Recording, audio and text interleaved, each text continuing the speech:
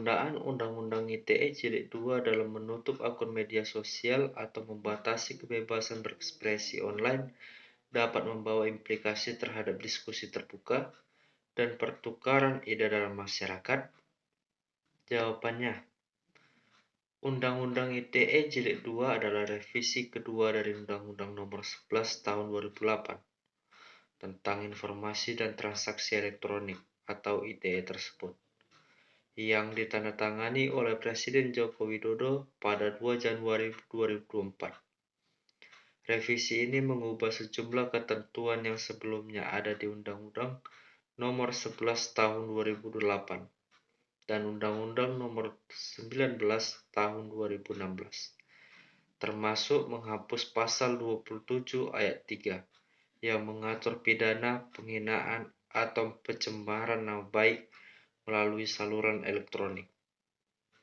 Penggunaan Undang-Undang ITE Jilid 2 dalam menutup akun media sosial atau membatasi kebebasan berekspresi online dapat membawa implikasi terhadap diskusi terbuka dan pertukaran ide dalam masyarakat, baik positif maupun negatif.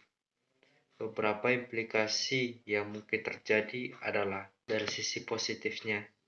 Revisi Undang-Undang ITE Jilid 2 dapat memberi perlindungan hukum bagi masyarakat yang menjadi korban penyebaran informasi elektronik dan dokumen elektronik yang melanggar hukum, seperti fitnah, ujaran kebencian, pornografi, perjudian, dan terorisme. Revisi ini juga dapat mendorong masyarakat untuk lebih berhati-hati dan bertanggung jawab dalam menggunakan media sosial dan internet, serta menghormati hak dan kewajiban orang lain.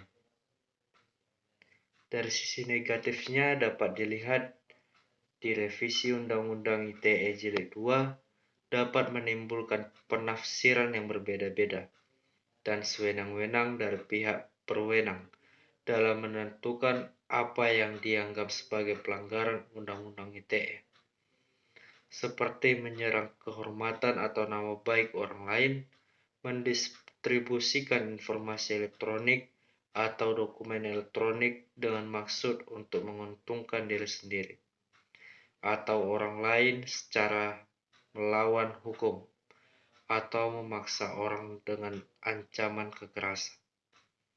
Revisi ini juga dapat mengancam kebebasan berekspresi dan hak asasi manusia, serta menghambat perkembangan demokrasi, kreativitas, dan inovatif di masyarakat. Soal selanjutnya, sejauh mana pembatasan yang diatur oleh Undang-Undang ITE Jilid 2 dapat diartikan sebagai upaya pemerintah untuk menjaga stabilitas dan keamanan, dan sejauh mana itu dapat dianggap sebagai keterbatasan terhadap hak asasi manusia? Jawabannya, Undang-Undang ITE Jilid 2 adalah perubahan dari undang-undang yang mengatur tentang internet dan media sosial. Presiden Jokowi menandatangani perubahan ini pada 2 Januari 2024. Perubahan ini menghapus pasal yang menghukum orang yang menghina atau mencemarkan nama baik orang lain di internet.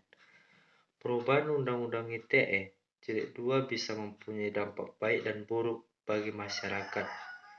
Dampak baiknya adalah memberikan perlindungan bagi orang yang menjadi korban informasi bohong, fitnah, ujaran kebencian, pornografi, perjudian, dan terorisme di internet.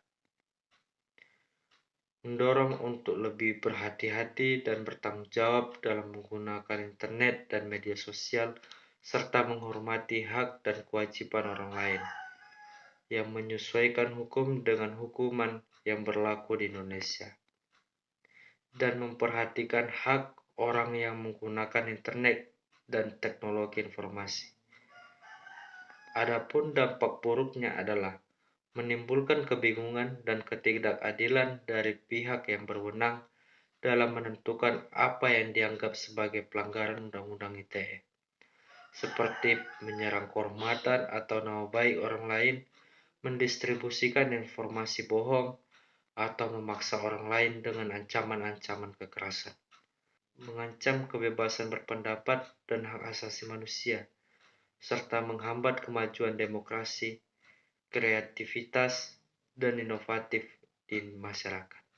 Memuat pasal-pasal yang masih bisa digunakan untuk mengkriminalisasi orang yang kritis seperti pasal 27A tentang penyerangan kehormatan atau nama baik orang, pasal 27B tentang ancaman pencemaran, pasal 27 ayat 3 dan pasal 45A ayat 3 tentang pemberitahuan bohong, memberikan kewenangan besar bagi pemerintah untuk memutus akses terhadap informasi yang dianggap mengganggu ketertiban dan melanggar hukum, seperti pasal 40.